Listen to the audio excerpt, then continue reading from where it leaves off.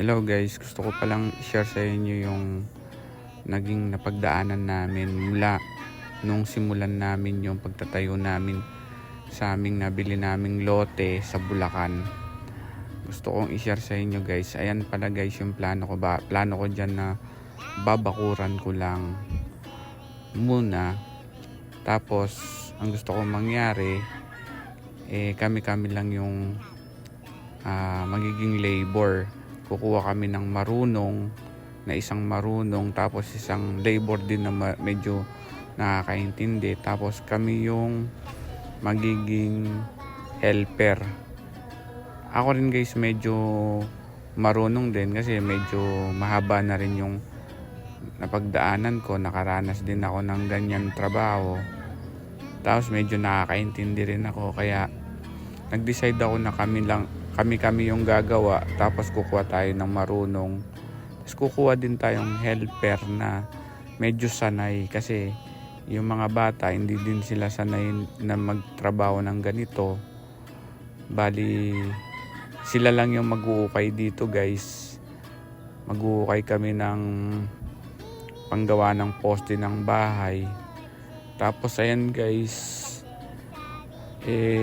nabot na kami ng gabi dyan guys, pero talagang dito kami matutulog guys kasi sa Fairview pa kami uuwi. Kung sakaling uuwi kami, hindi namin kakayanin, lalo na yan guys, pagod na pagod si Jansel, kaya dito kami magbabaraks sa mismong lote. Tapos excited pa nga kami dyan guys kasi gusto namin makaranas na mag-camping, tsaka trip namin mag-camping din guys. Kaya yan, si Ambo, tulog na dyan si Ambo. Tapos tinaon namin na bakasyon, tapos nagbaon na kami dito ng mga tubig, pagkain, lutuan.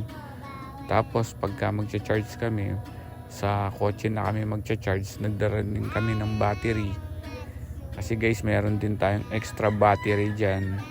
Tapos meron din tayong maliliit na fan.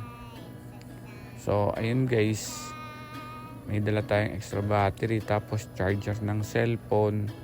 Ilaw hindi natin problema guys kasi meron tayong charging station ngayon sa kotse.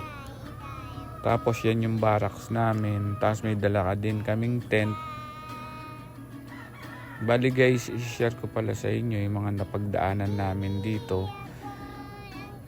Yung tingin ng iba guys is kawawa yung kalagayan namin dahil nga diyan kami matutulog, pero sa amin kasi guys is para kaming nagka-camping lang, hindi namin inisip yung mahirap yung sitwasyon namin.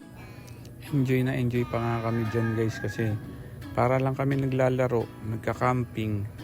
Tapos medyo nahirapan lang kami maghukay kasi yung pag-ukay namin, yung 3 butas, nabot kami ng 1 linggo dyan guys.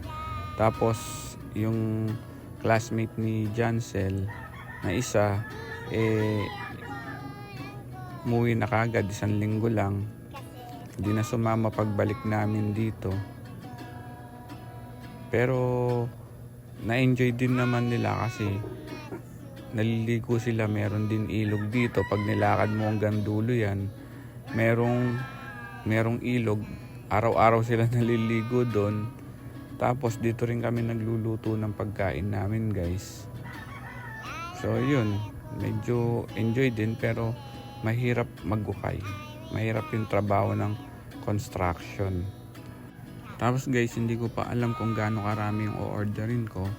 Bali, ang in-order ko lang muna dyan yung buhangin at saka semento, tsaka graba, tsaka bakal. Bali, tagi-1 elf lang muna yung in-order natin dyan. Dahil, syempre, konti lang muna kasi mag-uukay tayo. Tapos, maglalagay muna tayo ng poste. Tapos, maglalagay din tayo ng beam sa baba. Yun lang muna. Bali, hindi ko patansya kung gaano karami yung uubusin namin. Tapos, ang tingin ko pala dyan guys, maliit lang yung gagastusin namin, pero hindi pala ganun hindi ganun kabiro yung gagastusin sa pagtatayo talaga ng bahay, lalo na 62 square meter to guys. Tapos babakuran ko, tapos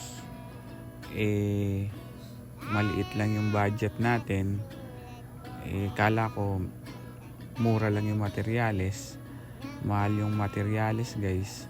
Naagulat yung presyo. Ayan guys, naka-order na tayo dyan. Dumating na pala dyan yung graba tsaka yung buhangin. Tapos mag-ukay tayo dyan guys. Ibabaon natin dyan yung poste.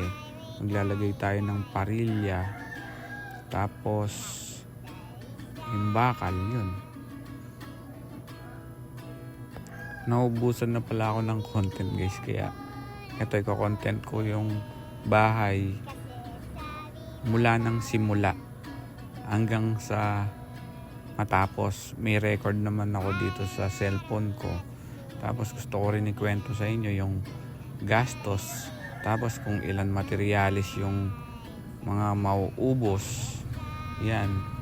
Tapos gaano ba kalaki yung mga gagastusin namin. Yan, kakwento ko sa inyo isa-isa guys. Tapos yan, gaano kalalim yung inuukay namin. Yung inuukay pala namin guys is 1 meter yan guys. Tapos tatambakan pa natin. Bali lalagpas na tayo sa 1 meter yung lalim ng ukay. Tapos dyan na rin pala kami naliligo guys. Ayan. Tapos yun, nililipat lang namin yung tent. Bali guys, meron palang kamag-anak dito si Mrs. na pagka gusto namin dun matulog, pwede kami matulog dun. Kaya lang, nahihiya lang kami guys. Mas gusto namin yung ganitong sitwasyon namin, yung magte-tent kami dito sa mismong lote namin. Tapos para ma-enjoy namin, anytime na gusto namin umangon, malapit lang, hindi na kami babiyahe. Sa kabilang kalye pa pala yun guys, yung bahay ng bayo ko. Bali gusto din nila kaming dun matulog, pero mas ginusto namin dito guys kasi mas enjoy kami guys. Bali yan guys, yan, parang naglalaro lang sila yung mga classmate ni Jansel. Tapos si Ambo, ayan, enjoy si Ambo na maligo dyan guys. So yun lang guys, upload ko yung kasunod.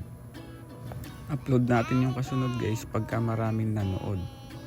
So abangan nyo guys, kung gusto nyo guys, share nyo.